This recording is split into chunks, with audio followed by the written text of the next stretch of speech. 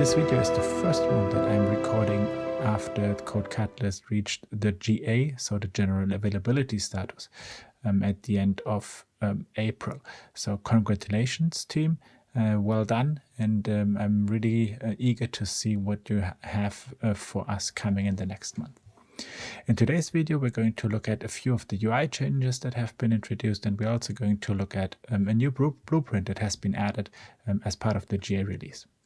Other than that, as I already had anticipated, there were no bigger changes coming into the tool.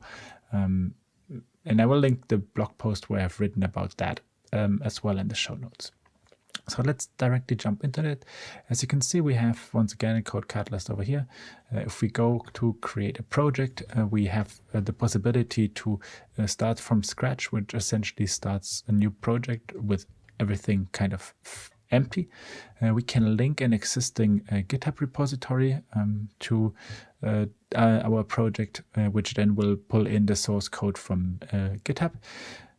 I hope that here we are also going to get a Bitbucket cloud or something similar soon. And then last but not least, we have to start with a blueprint.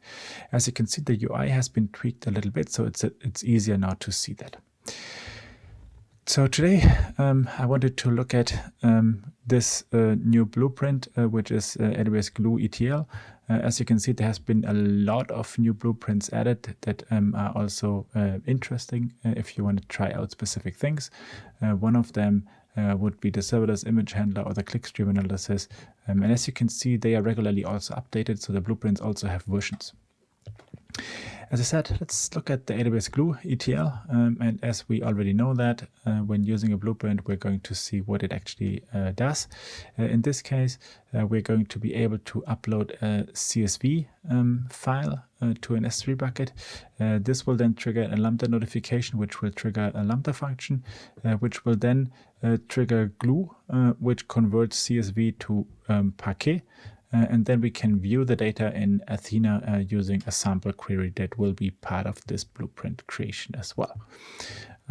Yeah, so I would say let's move ahead and see what happens if we actually use this blueprint. So I'm going to go to next.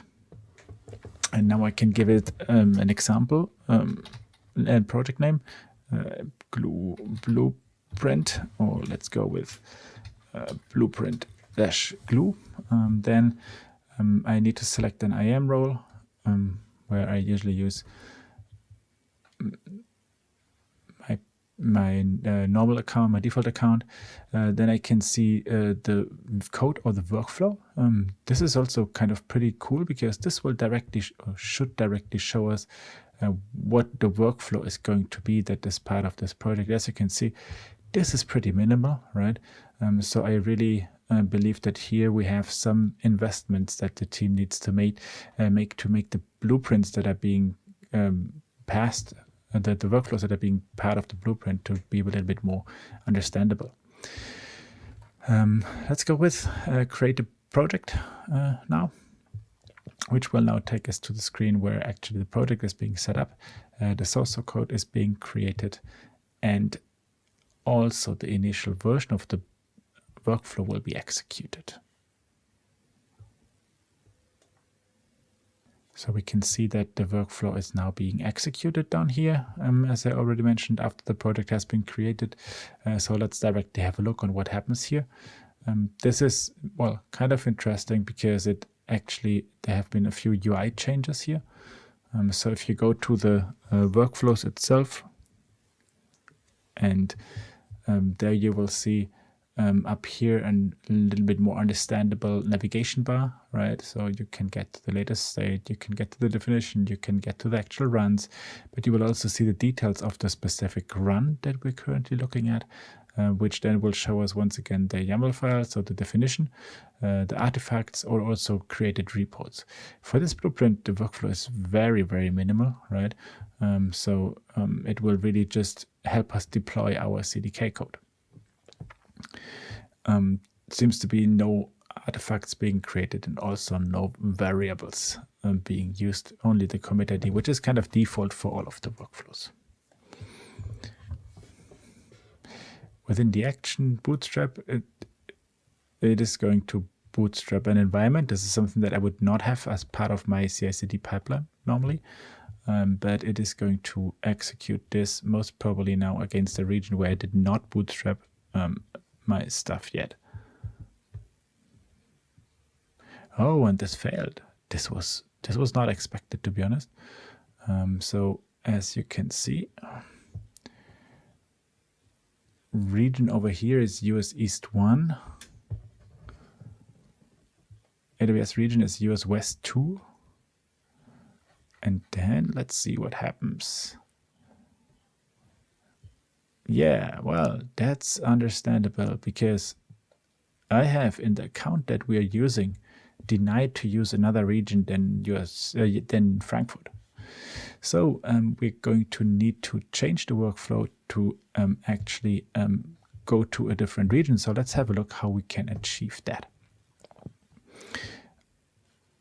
We can see over here the bootstrap action goes to US East 1. We can do this in the YAML as well as we could do that in the visualization. I'm going to stick to the YAML because in this case it's a little bit easier. So I'm going to change both for the CDK bootstrap and also for the CDK deploy action. I'm going to change the region to EU Central. Then down here, there's something that I don't really like because this always takes so long. I'm going to change this to Lambda instead of using the EC2 instance. And with that, I'm also going to remove the fleet because now the Lambda execution, which is a little bit fast, which is faster than the EC2, is going to execute my pipeline. Configuration errors. Why? So this UI I don't really like. The error message, you cannot really see that down here. The action timeout. Okay, so there's a limitation when changing to Lambda, which is obvious, right? The timeout will need to be 15 minutes and Lambda does that automatically for you. So that's something that we cannot change. So once again, let's try with the validation. Now we can see that the workflow is valid. Also another strange thing, right, from the UI perspective. This is the old error message. This is the new one, but I don't really know which one has the latest kind of version. Anyway, let's ignore that. Let's commit the workflow and then let's see what happens.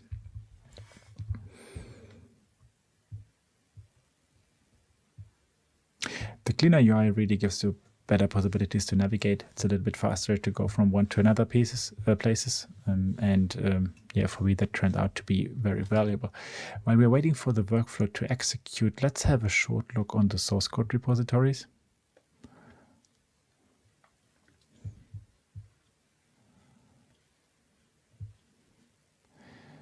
The created repository is something that we have over here. There's only one repository in this project. You will see that there is some IDE files that have been created. There's the CDK packages. There is some CDK stack over here. There's the Lambda function that we looked at earlier. And there's also some tests included. So these tests would be executed as part of the CDK deploy action as well. So let's wait until we are there and then let's look at the results. We can see the CDK deploy action now starting. As you can see down here on the right hand side, you also see the log files of the workflow execution right away, which then will print out all of the changes that are going to be applied as part of this blueprint. And then we will hopefully see that all of the stacks have been deployed. Going to take a few more minutes, I guess.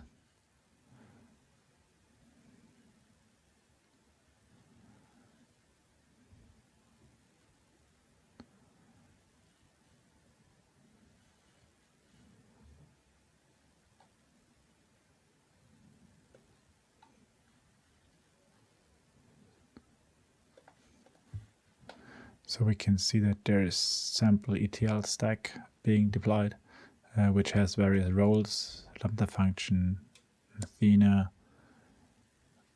a layer, and some Glue stuff.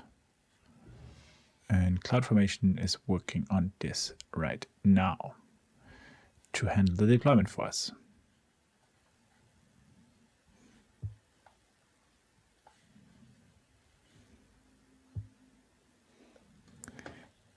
now we're done. So the deployment has been completed.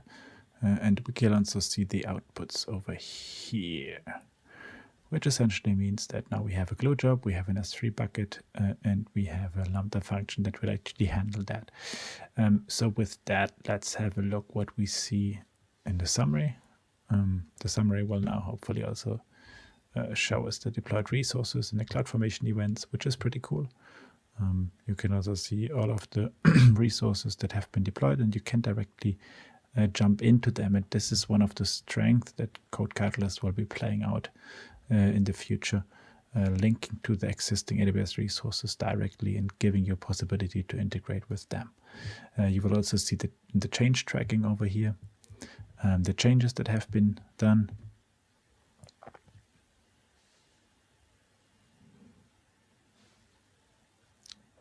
This failed, then I did a change, which is then what triggered the new workflow deployment, which was then green.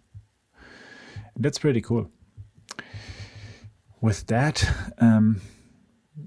now we should be able to execute a Glue function. For that, let me quickly jump into the account, and then we'll see what happens. So we're now in the console. We can see here's the sample ETL stack. We can see the same resources that we actually saw in CodeCatalyst. Let's have a look on the S3 bucket.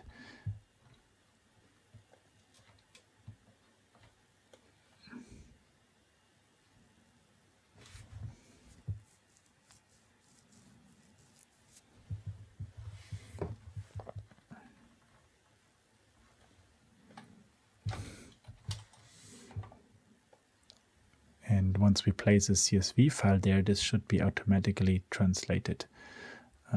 So let's put a CSV file up there. So let's upload some data.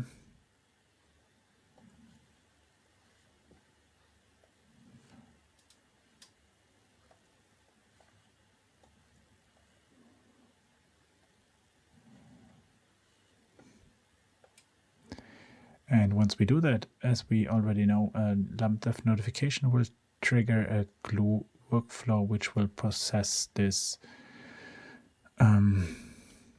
CSV file, and then we will be able to go to Athena to query the data that has been created. So let's directly go into Athena. Let's have a look on the sample queries that we have, and let's see if the data has already been processed.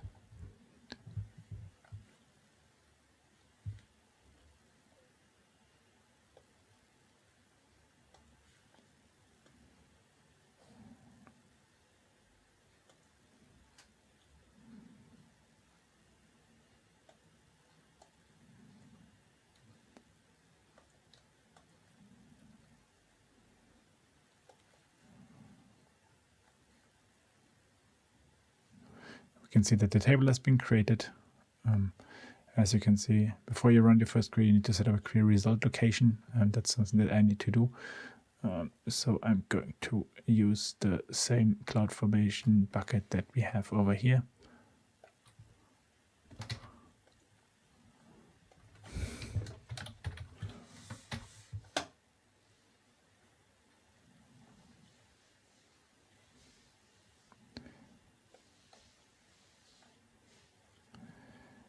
And with that,